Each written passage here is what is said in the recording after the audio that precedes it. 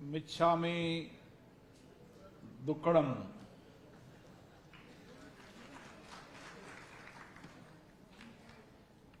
आज भारत जैन महामंडल के तत्वाधान में आयोजित क्षमावाणी और विश्व मैत्री के इस कार्यक्रम में हमारे बीच में विराजे जैन संत, जिन्होंने पूरे देश के अंदर और देश के बाहर विश्व में भी भगवान महावीर के विचार, सिद्धांत, उनके दिए गए आध्यात्मिक संदेश को जन जन में पहुंचाया। और आज यही कारण है कि पूरे देश और पूरे विश्व में भगवान महावीर के विचार आज भी प्रासंगिक है। मंच में विराजे परम पूज्य आचार्य श्री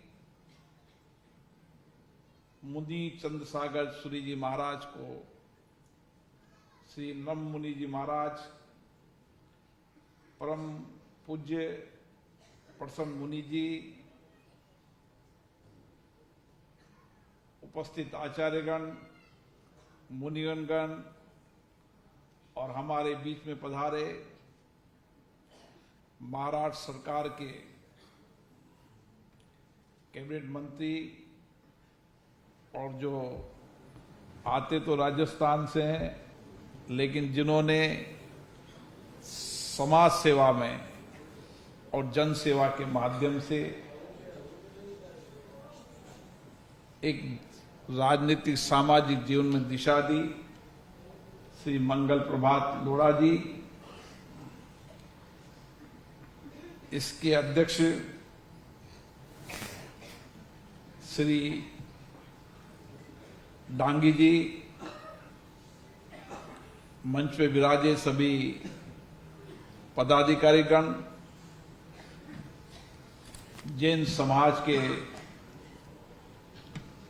सभी संभ्रांत नागरिक, माता और बहनों, नौजवान साथियों, आज हमें खुशी है कि हमें एक ही मंच पर सभी जैन संतों का आशीर्वाद मिला। तप, तपस्या और कठिन तपस्या से उन्होंने जो कुछ भी अपने गुरुओं से प्राप्त किया, वह समाज के कल्याण के लिए, व्यक्ति के जीवन में परिवर्तन करने के लिए और अंधेरे में से उजाले को रोशनी की तरह उन्होंने अपने आध्यात्मिक ज्ञान का प्रकाश हम सबके जीवन में किया। जहां जहां भी संत विराजते हैं वह धरती धन्य हो जाती है। और ये आज का समारोह तो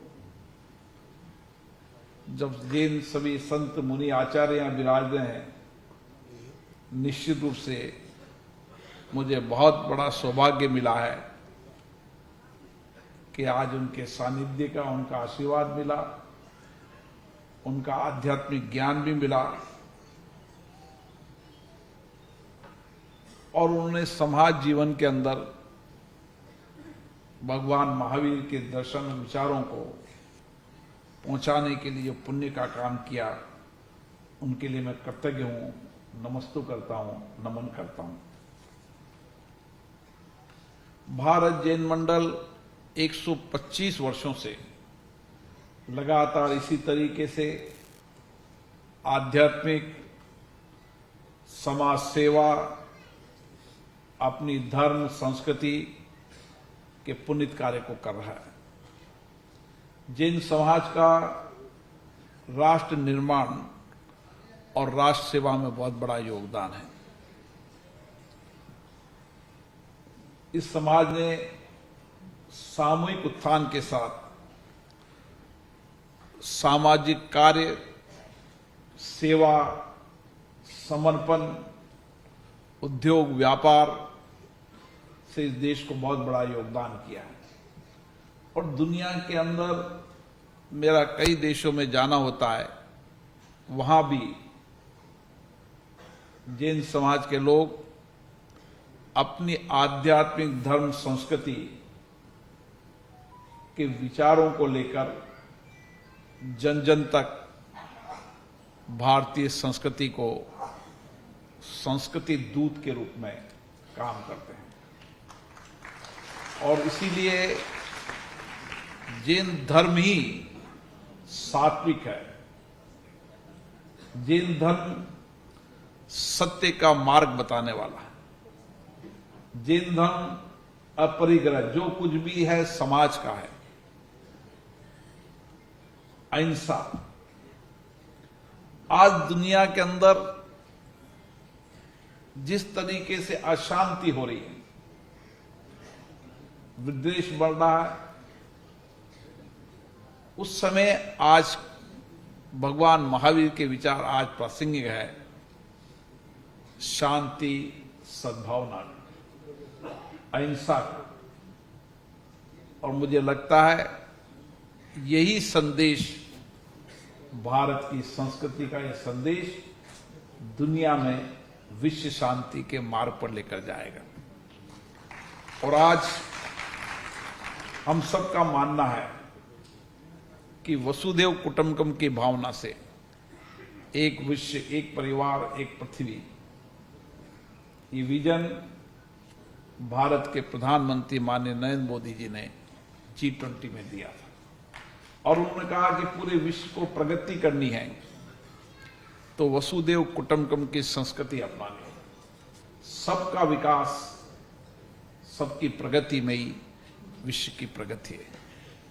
और जैन धर्म हमेशा इसी राह पर चलने के लिए विश्व के लोगों का आग्रह करता है। अभी 10 लक्षण पर्व समाप्त हुए और 10 लक्षण पर्व आत्मशुद्धि का पर्व है, मन शुद्धि का पर्व है, तन शुद्धि का पर्व है। हम 10 लक्षण पर्व को, संकल्पों को अपने जीवन में उतारें। केवल जैन समाज नहीं, संपूर्ण समाज को 10 लक्षण पर्व को के माध्यम से अपने जीवन में अपनाने का प्रयास करना चाहिए। और विशेष रूप से व्यक्ति जीवन के अंदर अहंकार, घृणा, क्रोध,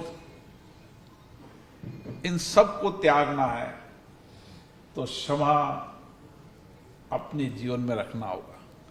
सहिष्णुता रखनी पड़ेगी, नम्रता रखनी पड़ेगी, विनम्रता रखनी पड़ेगी। जितना व्यक्ति विनम्र रहेगा, सहिष्णु रहेगा, शांत रहेगा, उसकी आत्मा, मन उतनी शांत रहेगी।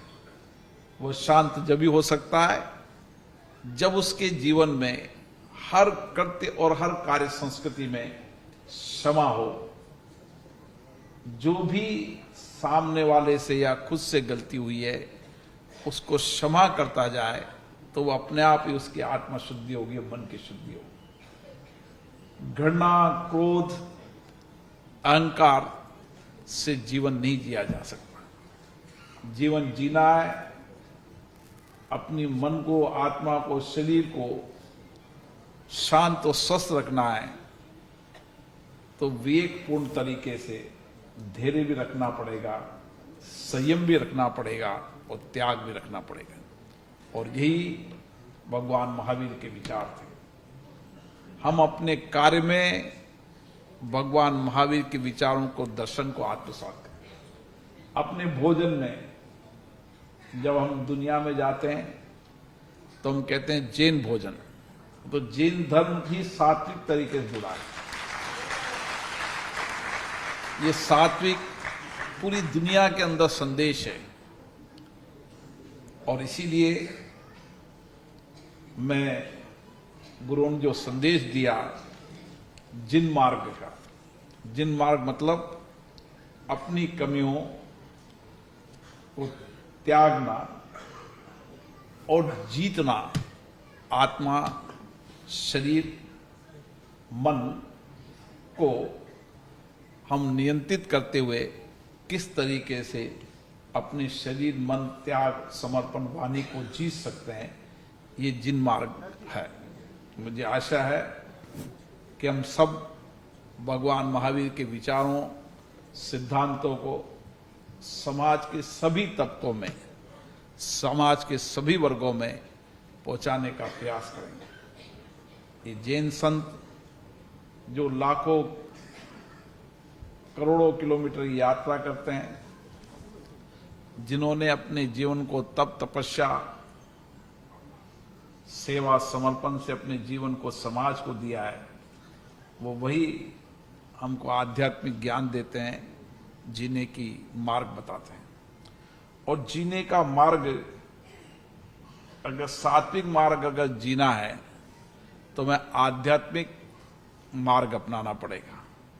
और आध्यात्मिक, जितना आध्यात्मिक रहेगा, जितना समय पर जब समय मिले, जब गुरुओं संतों का आध्यात्मिक ज्ञान प्राप्त करेगा, उतना ही विनम्र रहेगा, शांत रहेगा और अपने जीवन की हर चुनौतियों, कठिनाइयों को लड़ने का साहस आध्यात्मिक ज्ञान में होता है।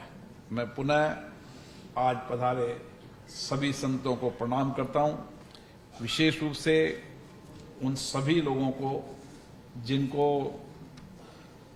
जैन समाज में अलग अलग क्षेत्रों के अंदर काम किया, सामाजिक काम किया, जिनको जैन अलंकृत पुरस्कार दिया गया, सम्मानित किया गया। ऐसे जैन समाज हर आपदा, हर कठिनाई, हर चुनौतियों में समाज में सबसे अग्रणी होकर जन सेवा का काम करता है।